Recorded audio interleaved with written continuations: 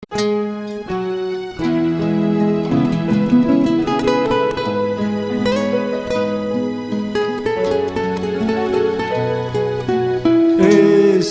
templo de amor e de paz, que ao despertar de um novo homem nos induz, te conclama, irmão, de última hora a ingressar. Boa noite a todos.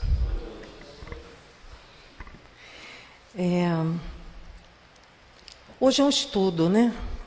Nós sempre entendemos que quarta-feira é um dia de estudarmos.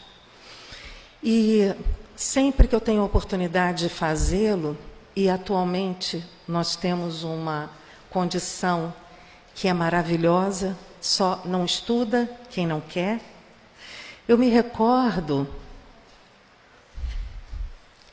por informações, não por memória de espírito, que até bem pouco tempo nós vivíamos numa época mais densa, mais escura, que remonta à Idade Média, onde o conhecimento, onde o estudo era para muito poucos. Quando não, esses livros eram acorrentados nos mosteiros para que eles não saíssem daqueles recintos. Era necessário que aqueles que foram escolhidos ou os iniciados pudessem acessar o conhecimento. E assim, muitos de nós permanecemos na ignorância, porque o conhecimento ele é libertador. E aí, trazendo um pouco mais adiante, quando surgiu a imprensa, nós começamos a experimentar uma liberdade que antes não tínhamos. Isso não faz muito tempo, é mais recente ainda. Então, aqueles que podiam comprar os livros começaram a fazer uso, a ler, a se encantar. Que importância era ter um livro. Muitos de nós lembram a importância que sentíamos ao ter o nosso primeiro caderno, a primeira caneta. Aquele que lê a primeira vez é uma sensação tão extraordinária de encantamento que a gente consegue experimentar quando vê alguém que lê na sua fase adulta, quando não na idade mais avançada, e descobre o mundo através das letras. E aí, hoje, nós temos a oportunidade de estudar dessa maneira, numa casa como a nossa, mas temos a democratização da informação através da internet. Na internet, a qualquer hora do meu dia, eu acesso o conteúdo que eu escolho, de graça. Todos os livros da codificação, todas as obras que foram psicografadas e que servem de base para os nossos estudos, estão lá, de graça. Para que a gente possa enriquecer um estudo, para que a gente possa trabalhar no Evangelho no lar, para que a gente possa expandir a nossa condição. Então, estudar é uma condição libertadora e que ajuda a nós entendermos melhor a nossa boa vontade. Ajuda a entender melhor quando o mundo não é tão solícito. E a doutrina espírita, ela abre para a gente uma oportunidade sem igual. Felizes aqueles que chegam e com a vontade de aprender, e como foi dito, tanto na prece quanto na página, iluminar o seu coração. Porque o conhecimento liberta, mas sem fazermos uso daquilo que aprendemos, é letra morta. Então, que hoje nós possamos juntos estudar, juntos em um só pensamento, de fato, pedir que haja inspiração para que seja falado aquilo que nós precisamos de fato, aplicar no nosso dia a dia, porque é isso que nós temos pressa, né? Então, nós vamos estudar hoje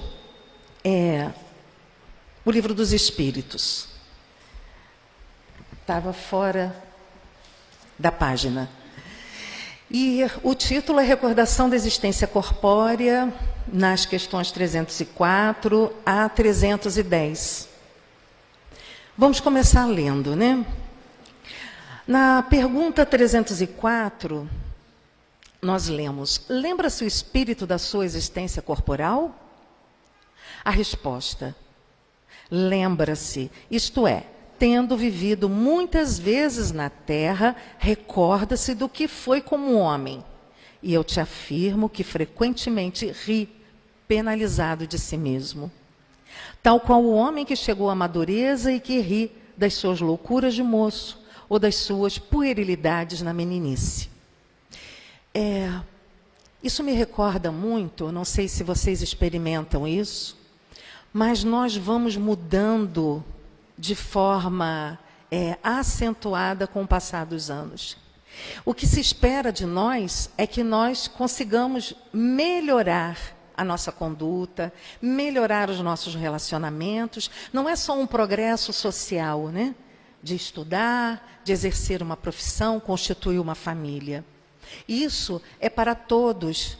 Mas a paz, a alegria no processo, ela reside em eu saber me relacionar. Então, à medida que o tempo vai avançando e a gente olha lá atrás, quantas vezes, de fato, a gente não olha para aquele personagem que nós fomos e sente vontade de rir. Ou quando não, quando já começamos a desenvolver a nossa capacidade de amar-se, nós amamos aquele que errou mesmo. Uma vez eu estava vindo até para cá, por um estudo.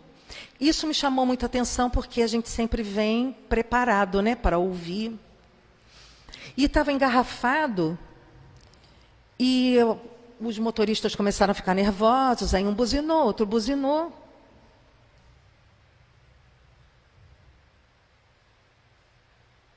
E aquilo me chamou a atenção, porque eu já tive a oportunidade de falar aqui com vocês. Eu vim de uma cidade muito tumultuada, com um trânsito catastrófico mesmo, que adoece qualquer um. Então, o trânsito daqui não me assusta, né? Mas eu fiquei atenta, o que está acontecendo, né? De repente, eu vejo duas mulheres saindo de um carro, e aí uma delas olha para o trânsito e diz assim: está com pressa? Passa por cima. Aí, eu fiquei refletindo sobre aquilo, né? Quanta imaturidade ainda. Quantas vezes eu já fiz isso? Quantas vezes, quando alguém se aborreceu comigo, se eu não falei, eu pensei. Mas elas riram daquela situação e ainda disseram isso, né? Foi a resposta delas ao incômodo, né? Para a gente ser bem elegante, o incômodo daquelas pessoas. Ora, isso acontece permanentemente em nossas vidas. Então, quando a gente lê uma resposta como essa, é para refletir mesmo. Será que quando eu estiver nessa condição de espírito na erraticidade, eu vou rir das minhas infantilidades? Porque eu só vou rir se eu desenvolver a minha condição melhorada de entender o outro. Então, isso vai me fazer achar graça ao invés de me aborrecer, de me entristecer. Kardec diz: os homens semeiam na terra o que colherão na vida espiritual, os frutos da sua coragem ou da sua fraqueza. Então, constantemente nos é dito isso, que o hoje nada mais é do que a minha condição futura. Quanto mais eu consigo vencer o meu mau instinto, e cada um de nós tem o famoso calcanhar de Aquiles, onde eu sinto a dor, onde a fera aparece. E se eu não entender que isso é um processo doentio, e que eu estou construindo para mim uma vida não só na terra, na velhice, mais difícil, mas isso vai se prolongar, porque eu não vou mudar, né? Eu desencarno a mesma pessoa. Então, essa oportunidade nossa aqui é extraordinária, todo dia. eu tenho a oportunidade de ser uma pessoa melhor. E essa pessoa melhor, ela está em mim. Ela não está no meio em que eu vivo. Está na maneira com que eu lido com essas dificuldades. Eu posso rir do desagravo do outro, não de forma debochada, mas achar graça, porque o outro ou está em desequilíbrio ou realmente não entende ainda. Ou eu posso sentir raiva, mágoa, ressentimento. Então, está realmente nas minhas mãos o que eu faço da minha vida de agora e a vida futura. Na questão 305, a lembrança da existência corporal se apresenta ao espírito completa e inopinadamente após a morte? Não. Vem-lhe pouco a pouco qual imagem que surge gradualmente de uma névoa, à medida que nela fixa ele a sua atenção. É muito claro, a resposta é muito clara, tanto quanto o questionamento, porque após a morte, isso depende muito da minha condição consciencial. Eu trouxe esse livro, O Céu e o Inferno, que nada mais é que uma resposta ao que eu acabei de dizer. O céu e o inferno existe em mim. Naquilo que eu acredito, na minha crença, na maneira com que eu enxergo, me comunico, da maneira como eu vivo. E eu vou desencarnar da mesma maneira. Eu posso acordar de um transe? Eu posso acordar agora mesmo desse transe. Se eu decidir entender a oportunidade impressionante que é esse aprendizado e resolver mudar para que eu possa chegar na erraticidade, livre do peso das minhas amarras, das dores, das minhas memórias, perdoando a mim, perdoando as dificuldades que eu vivi, e aí sim, quem sabe, mais leve, com o coração mais luminoso, eu posso ter acesso, porque eu estou necessariamente mais equilibrado, não é? Para lembrar das minhas existências, lembrar de experiências. Então, vejamos, se uma pessoa, nós percebemos que ela está abalada, que ela é uma pessoa nervosa, que ela não aparenta o equilíbrio necessário para que eu diga a ela uma verdade, eu devo dizê-la? Então, isso é o que nós devemos, de fato, sempre pensar. Não há diferença crucial.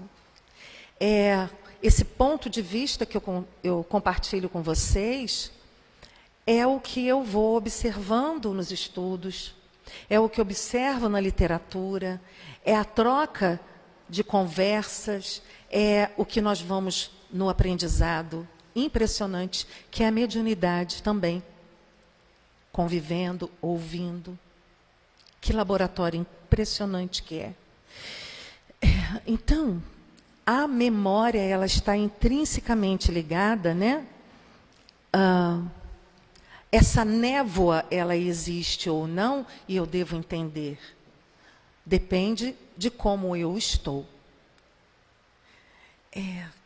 Eu lembro, eu presto atenção nos meus pensamentos, por exemplo.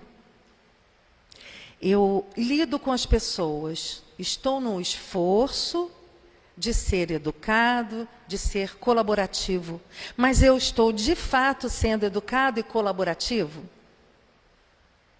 Ou eu estou fazendo aquilo para agradar? O estado consciencial está exatamente na maneira como eu penso, como eu estou lidando internamente. Sou eu, e não a minha resposta externa. Se eu desencarno, não há como eu esconder essa pessoa que vive tempestades emocionais, que vive desequilíbrios, que luta todo dia para ser um pouco melhor.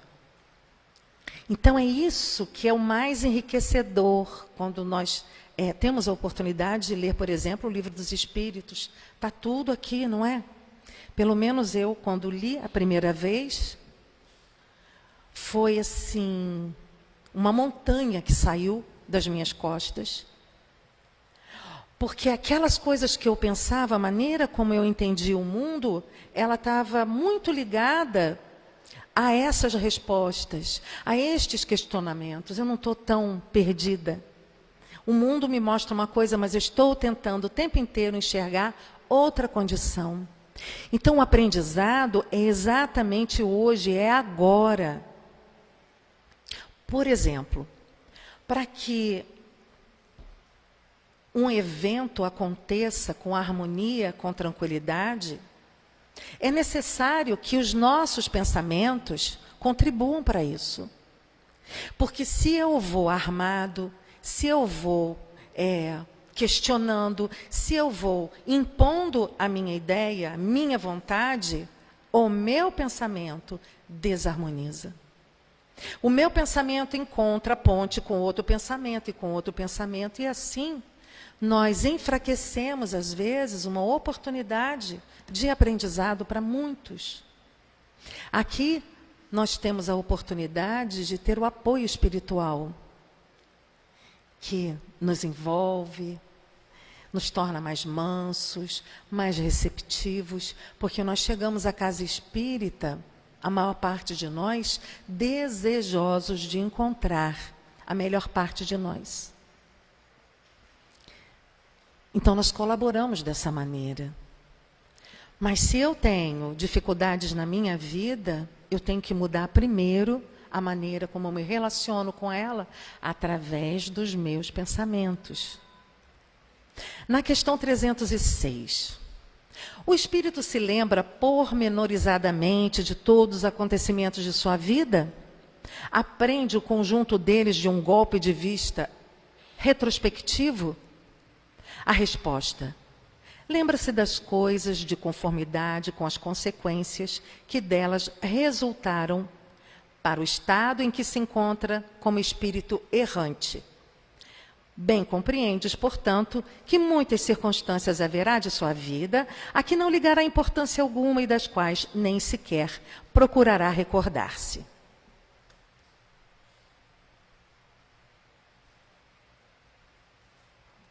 Bem, quantos de nós, é aquilo que a gente chama, né? A gente tem memórias dessa existência que elas são grandes, importantes, ou pela dor ou pela alegria.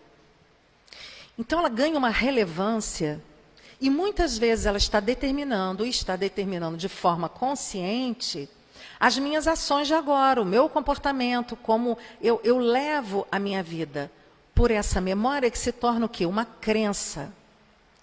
Então, se eu ouvi inúmeras vezes que eu fui uma criança obediente, é natural que eu me torne um adulto nesse molde. Porque eu fui habitualmente levado a acreditar nisso. Essa é uma memória importante que forma o indivíduo de agora.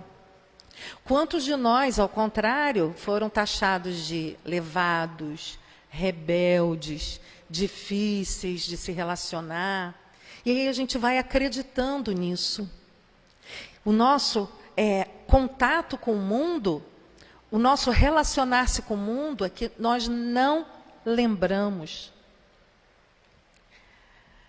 Está intrinsecamente ligado às nossas memórias. E aquelas memórias às quais nós não nos recordamos, elas estão lá nos influenciando, mas não são aquelas que moldaram o adulto de agora, especialmente.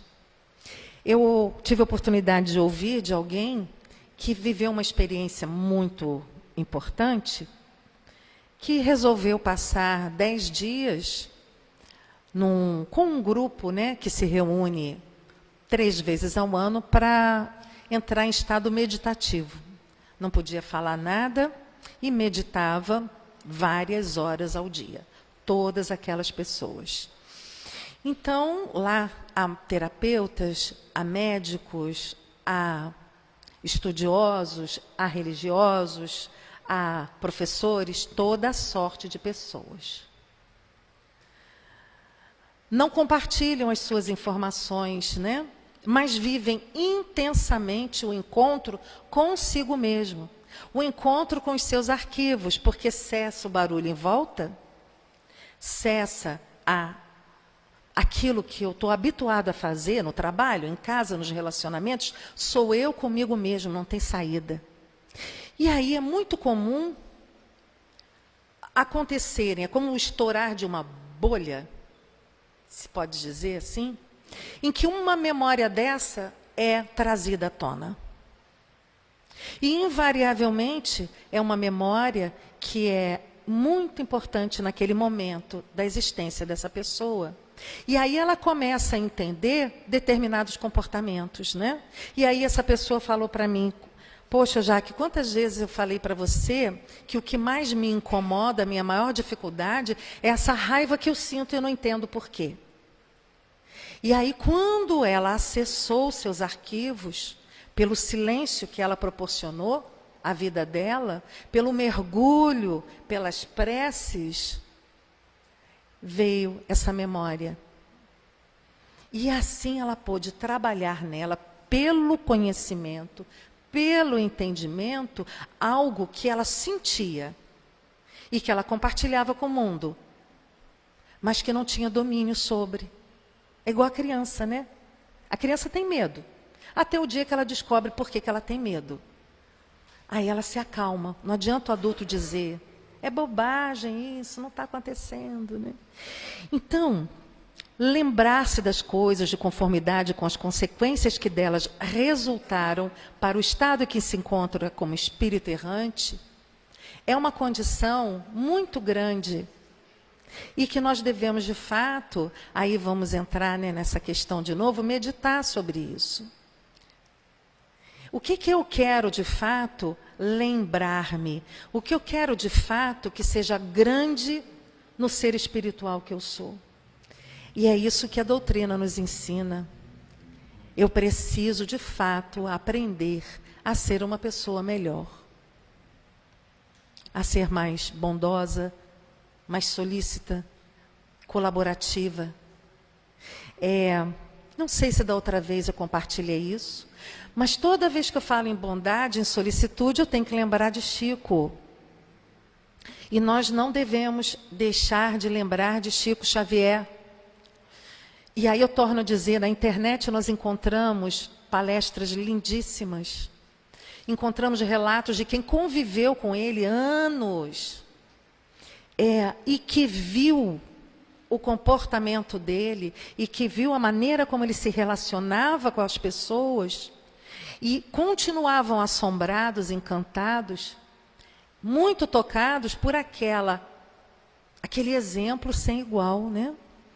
Então, nos é contado que um dia Chico estava apressado e indo trabalhar, e diz que o terno dele era sempre torto, porque ele tinha sempre peso nos bolsos, né? Tinha sempre alguma coisa para dar. Era dele, né? Doar, dar. E ele estava naquele dia realmente muito ocupado, e uma senhora abordou ele e pediu que ele lesse para ela, porque ela não sabia ler, aquela receita médica.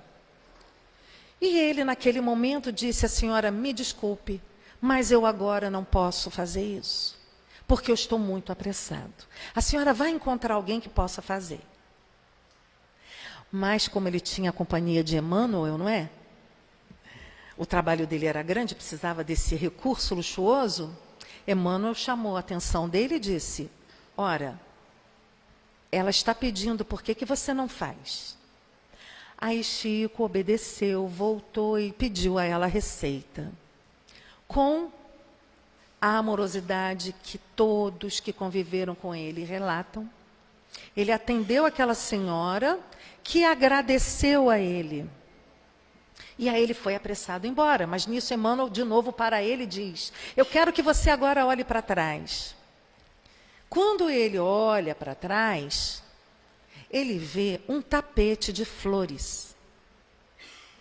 Consegue imaginar isso?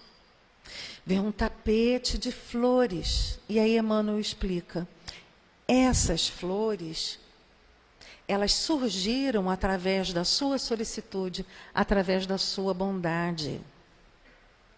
Então vejam, não é ficção científica, não é sonhar demais, não é ilusão.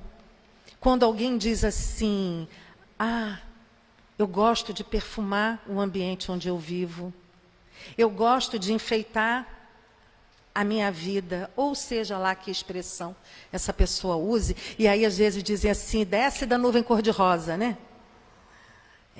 Essa pessoa é muito romantizada. Não. Essa pessoa ainda acredita que ela é capaz de mudar a vida dela, de mudar a vida das pessoas. E vejam, é difícil. Então, imaginem, né?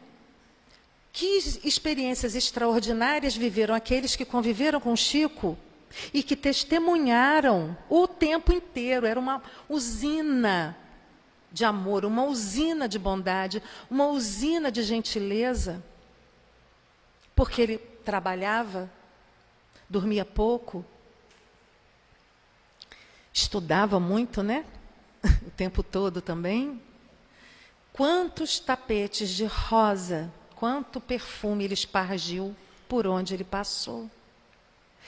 Porque a capacidade de sermos bons é inerente ao ser humano, é ao nosso lado luz. Então, voltando a esse livro, nós temos ele aqui em alguns capítulos, mas que descreve o estado consciencial e a condição dos espíritos desencarnados. Então, nós temos aqui espíritos felizes, sofredores, aqueles que foram criminosos, espíritos muito endurecidos. São divididos em categorias. E eles são invocados, porque naquela época invocava-se espíritos. Inclusive, o livro dos médiuns, se não me falha a memória, era chamado o livro de invocação dos espíritos. Era o laboratório que se fazia, né, na Sociedade Espírita, enquanto Allan Kardec atuava. Ele, né, e aquela equipe maravilhosa dele. E assim foi feito esse grande laboratório, onde se ouviu o testemunho de incontáveis espíritos em diferentes estados, no plano espiritual, das dores mais profundas até a alegria mais intensa, porque é dito no livro assim, a morte é a vida. É interessante, né, a gente refletir sobre isso. A morte é a vida. Mas a morte, ela vai se tornar a vida em abundância, se eu fizer dela, a partir de agora, isso. A minha vida. Porque vida é sempre.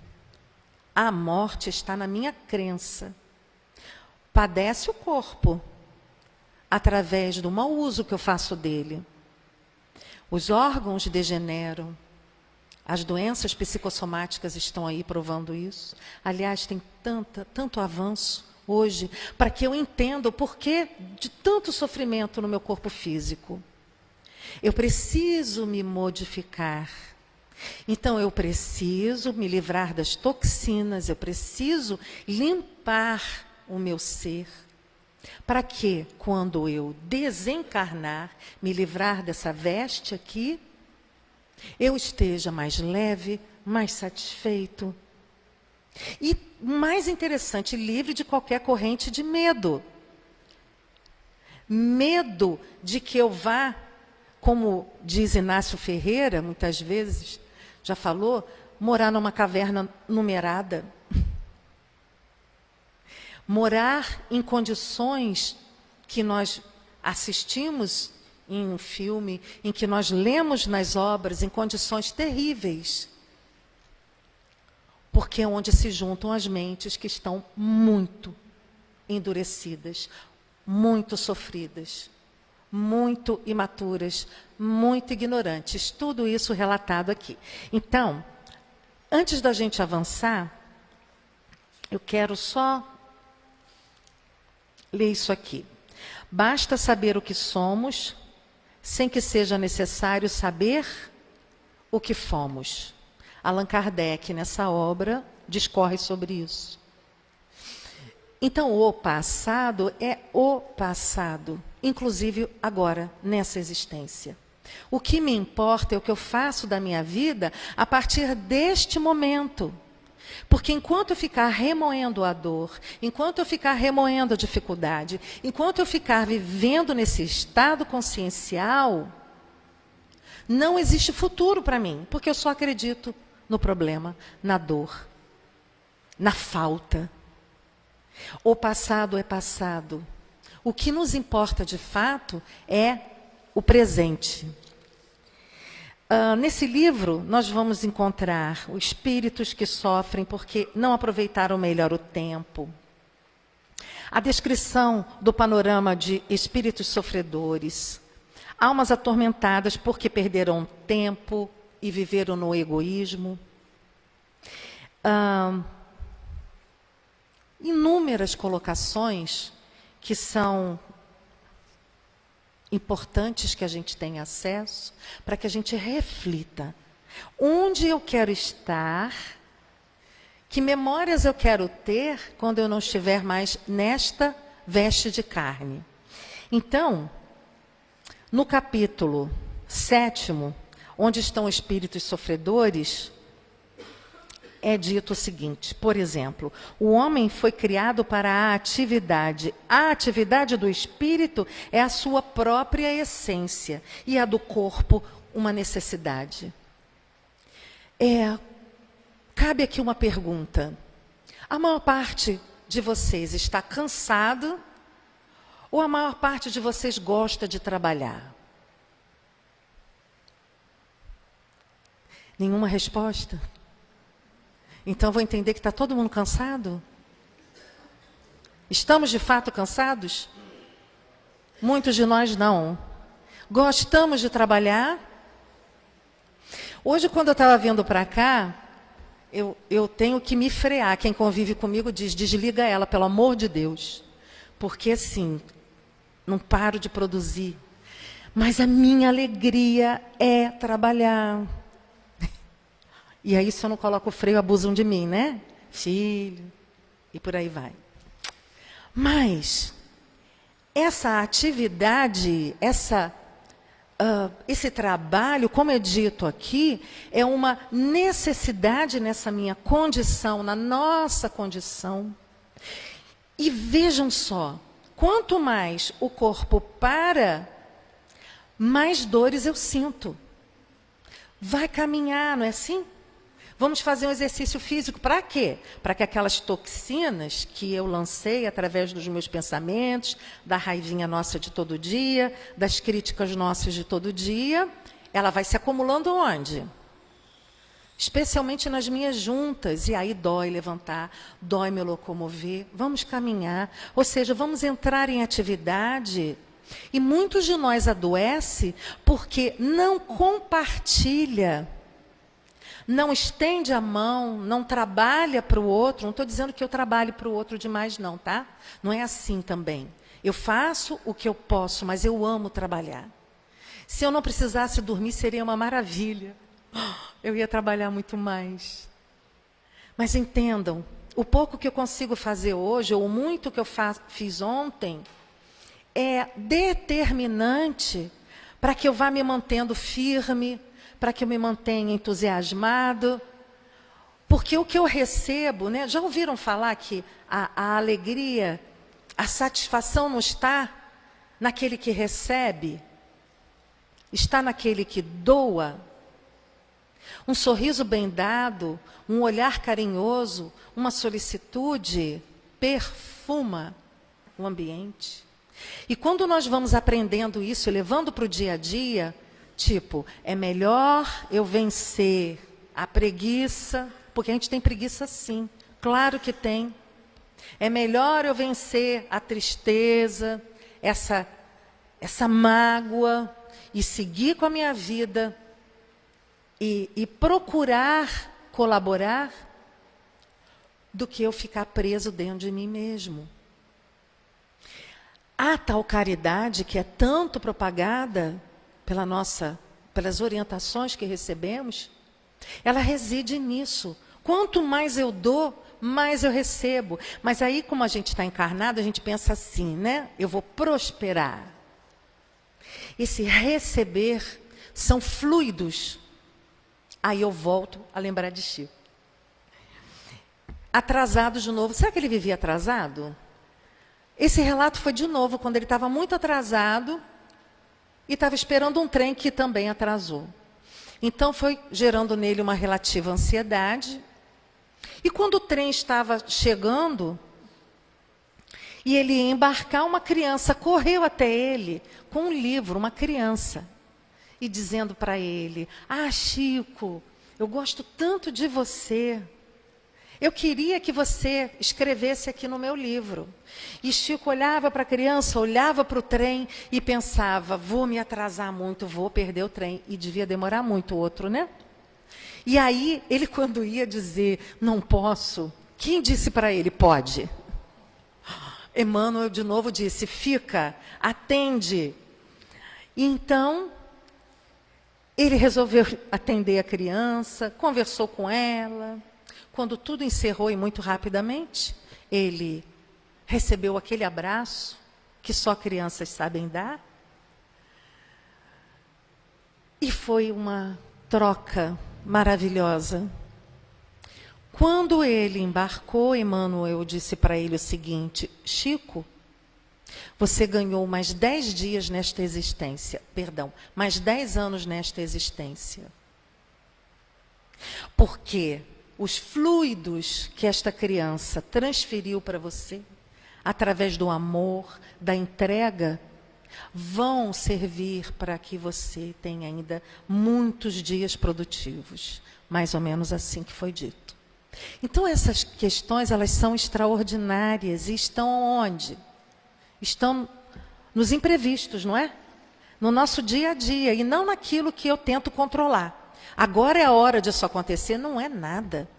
Eu nem sei a hora que eu vou embora e nem sei de que maneira eu vou embora. Mas se o quisesse, poderia lembrar-se delas, dessas questões, dessas vivências, pode lembrar-se dos mais minuciosos pormenores e incidentes, assim relativos aos fatos, como até aos seus pensamentos. Não faz, porém, desde que não tenha utilidade, ou seja, tudo o que é de fato útil fica, o que não é, é descartado. Então, a minha vida está sendo útil até agora? O meu dia foi útil? Entrevê o espírito o objetivo da vida terrestre com relação à vida futura?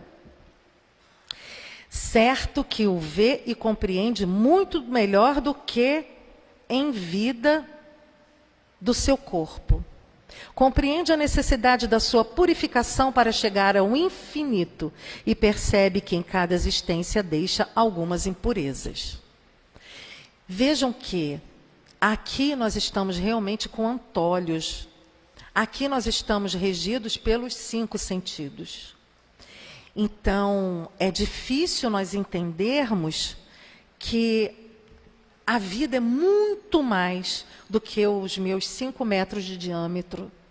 A vida é muito mais do que as experiências que eu escolhi viver, nas escolhas que eu fiz, em cima das escolhas que eu fiz antes de encarnar. Na questão 307, eu vou adiantar, porque senão eu vou falar e a gente não conclui o estudo, tá? Depois eu converso mais. Na questão 307, como é que ao espírito se lhe desenha na memória a sua vida passada? Será por esforço da própria imaginação ou como um quadro que se lhe apresenta à vista? De uma e outra formas. São-lhe como que presentes todos os atos de que tenha interesse em lembrar-se. Os outros lhe permanecem mais ou menos vagos na mente ou esquecidos de todo. Quanto mais desmaterializado estiver, tanto menos importância dará às coisas materiais. Essa a razão porque muitas vezes evocas um espírito que acabou de deixar a Terra e verificas que não se lembra dos nomes das pessoas que lhe eram caras. Vejam que interessante. Que lhe eram caras, nem de uma porção de coisas que te parecem importantes. É que tudo isso, pouco lhe importando, logo caiu em esquecimento. Ele só se recorda perfeitamente bem dos fatos principais que concorrem para a sua melhoria. Está aqui o remédio. Então, o que eu estou fazendo da minha vida? Eu estou remoendo fatos de 1 ano, 2, 3, 10, 20, 30 anos atrás. Ou eu estou, de fato, no aprendizado de que, para mim, as boas notícias vão me colocar para frente. Eu vou me apegar à dor que o outro me impôs, às faltas que eu sofri, todos nós temos uma história de dor, com toda certeza, de perdas, de gravíssimas dificuldades. E não tem essa de que a dor de um é maior que a outra. Não é, dor é dor. Eu entendo como dor, ponto final. Isso vai me acorrentar ou eu posso passar adiante. Mas como é que eu passo adiante, né? Eu simplesmente esqueço, eu não consigo, não sai da minha cabeça, eu quero matar aquela pessoa. Eu não falo. Mas eu quero matar aquela pessoa.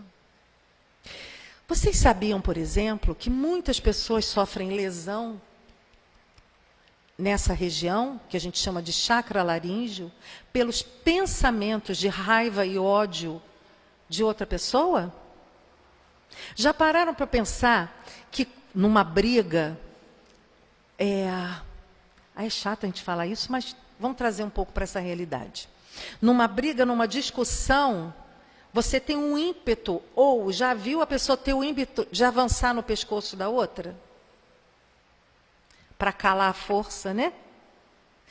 No entanto, essa força do meu pensamento, essa raiva, é capaz, sim, de criar uma lesão no chakra laríngeo de alguém. Essa pessoa ter dificuldades para dormir, essa pessoa sofrer de rouquidão, essa pessoa sentir sufocamentos. Tratáveis, sim, mas ela não entende por quê. E aí a gente vai entrar em outra questão, né? Nada acontece sem que tenhamos permitido que aconteça. Porque o que é que nos reveste de força? Qual é o maior remédio? Qual é o tônico para o espírito? A suplementação máxima para o espírito? O que vocês acham? É o amor. Não é a raiva. Mas eu não sei amar. Todos nós, a maior parte de nós reconhece isso. Ainda não aprendi a amar, mas eu estou aprendendo a não pensar o mal. Eu estou aprendendo a colaborar. Já é uma mudança muito acentuada, não é? Na questão 308. O espírito se recorda de todas as existências que precederam a que acaba de ter? Todo o seu passado se lhe desdobra à vista, quais a um viajor, os trechos do caminho que percorreu, trechos. Mas, como já dissemos, não se recorda de modo absoluto de todos os seus atos. Lembra-se destes conformemente à influência que tiveram na criação de seu estado atual, do seu estado atual, espírito errante. O seu estado consciencial eu padeço de dores, eu desencarno, essas dores ficam? Normalmente, né, porque nós não podemos também dizer sempre, invariavelmente nós vamos chegar a outra dimensão com as mesmas mazelas que precisam ser tratadas, porque ainda não foram devidamente liberadas. Nem sempre sabemos, mas é muito comum. Quanto às primeiras existências, as que se podem considerar como a infância do espírito, essas se perdem no vago e desaparecem na noite do esquecimento. Graças a Deus, não é? Porque se nós lembrássemos minuciosamente ou tivéssemos acesso aos nossos arquivos e víssemos lá o guerreiro que fomos, os invasores que fomos, aqueles que usurparam, que acabaram com famílias, que colaboraram com o estado atual da nossa sociedade, num todo, seria muito difícil, não é? Mas nós não lembramos desses pormenores, por quê? Como nos é dito e orientado, o que é mais importante é como eu estou agora. Então, quando nós ouvimos ou lemos, esquece o passado, você tem agora nova oportunidade, é fato. Agora, eu quero realmente ter nova oportunidade ou eu vou continuar com a brasa quente na minha mão me queimando? Ou eu vou continuar com raiva? Tem uma condição nossa, especialmente enquanto espíritas, que nós vamos aprendendo, e enquanto a gente permanece ainda numa certa infância, nós normalmente colocamos a culpa em quem? Eu estou desequilibrado, eu não estou bem, estou percebendo que não sou eu. Eu estou... não durmo bem, estou com uns pensamentos muito estranhos, logo a gente pensa assim. É um caso de obsessão. Então, vamos tratar tratamento espiritual, irradiação, o nome na mesa mediúnica. Mas é algo que nós precisamos já começar a entender em profundidade. Da mesma maneira que nos nossos relacionamentos, aqui, no dia a dia, é muito fácil nós endereçarmos ao outro, foi ele que me irritou, foi ele que me entristeceu, foi aquela condição que me deixou nervosa. Eu tenho que começar a entender que eu preciso mudar, que eu não posso mais continuar naquela vibração. O outro está nervoso, eu não posso estar também nervoso. O outro está desequilibrado, eu não posso me desequilibrar. Todo mundo aqui sabe o preço que a gente paga, não é? Pelo desequilíbrio. No mínimo, uma dor de estômago muito severa. Isso é no mínimo. Dor muscular, dor de cabeça, dor nas articulações. E às vezes a gente leva muito tempo para o quê? Se livrar daquelas toxinas, da raiva, da emoção doentia. Então, colocar a culpa no outro é infantil. Já está na hora da gente entender, não é o outro que é responsável pelo meu desequilíbrio. Ora, se de fato é o outro, então eu já tentei de todas as maneiras possíveis viver bem, aí eu tenho que avaliar que relacionamento é esse que eu vivo. Mas se, invariavelmente, eu sou aquela pessoa que rapidinho, né? Já assistiram aquele desenho Divertidamente? Acho que a maioria já assistiu, né? A minha filha morre de rir com aquele personagem azul que se joga no chão, é a depressão. Ela acha a maior graça daquilo. E eu acho graça daquele que incendeia a cabeça, que é a raiva. Então, se a maior parte de nós é aquela cabeça quente mesmo, qualquer coisa já está, né, de semblante virado, a gente tem que se tratar, tem que se cuidar, porque vai ter sempre um outro para me aborrecer, para me tirar do sério. Viver é uma experiência extraordinária. Encarnar não está fácil. E quem está encarnado aqui é muito corajoso. Já pararam para pensar nisso? Vamos parar de ver só os nossos erros. Não, nós temos muita coragem, porque nós estamos aqui num momento de tempestade, de muita mudança. E tem que ser muito corajoso para enfrentar isso. porque não basta a minha tempestade. Questão 309. Como considera o espírito o corpo de quem vem de separar-se? Como veste imprestável que o embaraçava, sentindo-se feliz por estar livre dela? Que alívio deve ser, né? Se a gente entender dessa maneira, se chegar na outra dimensão, aliviado. Agora, eu posso estar ainda preso àquele corpo, porque eu estou atado ainda àquelas emoções que eu não consegui trabalhar. Eu ainda estou atado aos meus apegos, aos bens materiais, não é assim? Que sensação lhe causa o espetáculo do seu corpo em decomposição? Quase sempre se conserva indiferente a isso como uma coisa em que nada o interessa. No entanto, em obras como essa, nós vamos entender que muitos vivem esse espetáculo da decomposição do corpo, que é um processo natural, né?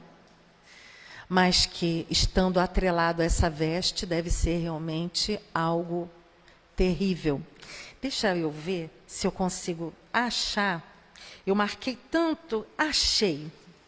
Olha o que pode remeter a isso que foi descrito.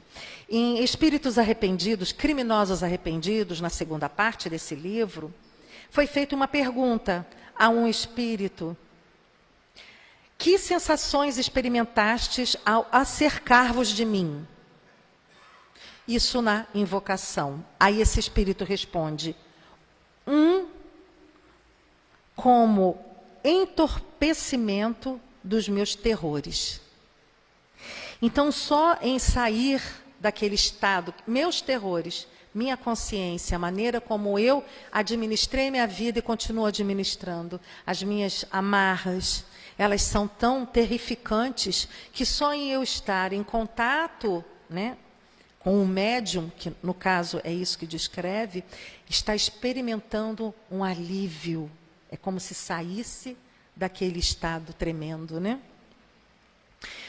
Mas quase sempre se conserva indiferente a isso. Que maravilha. 310. Ao cabo de algum tempo, reconhecerá o espírito os ossos ou outros objetos que lhe tenham pertencido? Algumas vezes, dependendo do ponto de vista mais ou menos elevado, de onde considere as coisas terrenas. Já percebemos que sempre há essa condição atrelada ao estado consciencial desse espírito, ao estado de elevação ou não desse espírito. Então, ele desprende-se ou não. Ele está ligado à dor ou sofrimento ou não. É aquele trecho, eu queria poder trabalhar, mas ele é tão rico que isso fica para uma próxima vez. Porque sempre que nós temos a oportunidade de estudar, tem que haver a aplicação desse estudo. Eu tenho que sair do estudo, eu tenho que sair do livro, eu tenho que sair daquele conteúdo com ferramentas para poder me modificar. É devagar, gente, é igual a dose homeopática, é igual um bom tratamento. Eu vou me modificando, mas eu nunca mais vou ser como eu era antes. Essa é a oportunidade que nós temos quando nós estudamos. E é isso que nós temos que agradecer. E que muito do que foi dito possa realmente ter estado, né, na nossa consciência e fique, e que nós nos lembremos de que o que vale a pena realmente nessa vida é fazer o bem, é sermos o bem, é melhorar a vida dos outros, porque eu já me sinto uma pessoa melhor. E aí eu quero encerrar com Chico. E compartilhar com vocês uma coisa. Não sei há quantos anos atrás, eu resolvi comemorar o meu aniversário, e aí eu quis fazer tudo, né? as guloseimas. Quer ajuda? Eu falei, não quero não. Eu queria passar aquele dia inteirinho cozinhando e ouvindo o Chico. Mas não tem como eu ouvir o Chico dele próprio, né? Porque são áudios muito barulhentos, às vezes incomodam. Mas há como eu ouvir o Chico através daqueles que conviveram com ele. E aí eu passei o dia inteiro ouvindo as histórias sobre Chico. E garanto a vocês, eu fui me convencendo, foi o melhor presente que eu recebi, até hoje. Porque naquele dia eu entendi isso que eu acabei de falar para vocês. A única coisa que vale a pena, realmente, é o melhor uso que eu faço da minha vida. É eu não ligar e não me apegar aos problemas. É eu diminuir as críticas. É eu fazer o bem. Há como a gente acessar esses exemplos. E aí eu vou compartilhar com vocês brevemente. Eu achei tão lindo isso. Chama-se Adelino. O sobrenome dele eu não vou lembrar. Conviveu muito com Chico, então ele narra algumas passagens. E aí ele diz que o Chico uma vez admirou-se, né? E volta e meia ele se admirava, e pensou em voz alta, quanta gente está aqui. Porque aglomerava-se uma verdadeira multidão de necessitados e daqueles que tiveram o merecimento de beijar a mão da bondade, né? E aí ele falou, por que tanta gente? Aí alguém inspirado respondeu, porque todos estão com saudade de Jesus. E é isso que pessoas como essa trazem para a gente. A melhor parte de nós, as melhores lembranças, aquilo que de fato nos dá um impulso para a gente ter a esperança, ter a fé e ter a coragem de seguir. Seguir a termo, né? Com muita coragem, essa experiência. Então que a gente busque as boas companhias e que, melhor ainda, sejamos boa companhia para aqueles que estão ao nosso lado. Que Jesus nos abençoe. E que Chico, cada vez que a gente lembre dele, possa estar presente no nosso ser, aquecendo a nossa alma e fazendo brilhar o nosso coração. Uma boa noite e obrigada.